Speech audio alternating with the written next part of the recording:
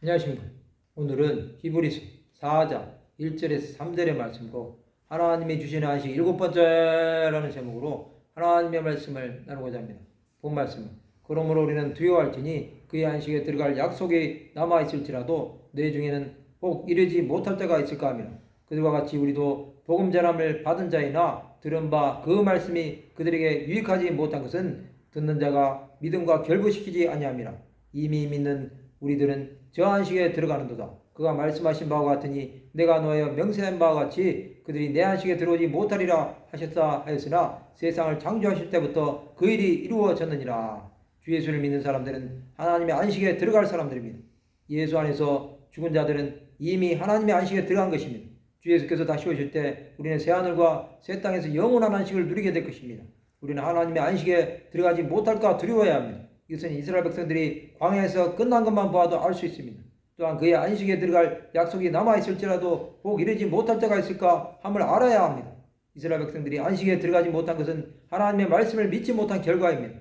우리는 예수 그리스도의 복음을 들을 때 반드시 믿어야 합니다. 그렇지 않으면 하나님의 안식에 들어가지 못하는 것입니다. 이미 믿는 우리들은 저 안식에 들어가는 것입니다. 그것은 죽은 후에 영원한 천국에 들어가는 것입니다.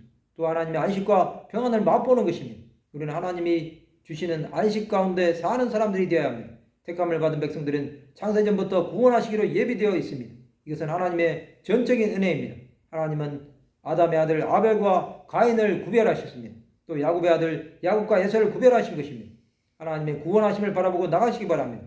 하나님께서 주시는 영원한 안식은 평안이 있습니다. 그 안에서 세워져가는 하나님의 사람들이 되어야 합니다. 믿음의 사람들은 하나님 나라를 바라보고 나가야 합니다. 예수께서 종이 되어 섬겨 주심으로 하나님의 안식은 우리에게 임한 것입니다.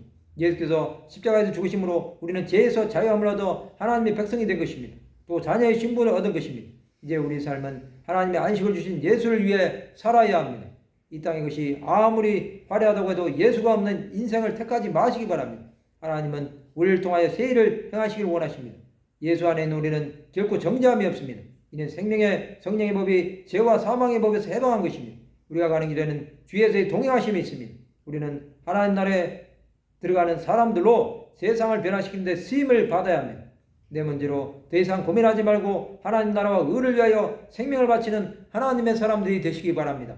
말씀을 마치고자 합니다. 하나님께서 주시는 안식을 누림으로 하나님의 구원하심을 찬양하는 하나님의 백성들이 되시기를 주님의 이름으로 축원합니다.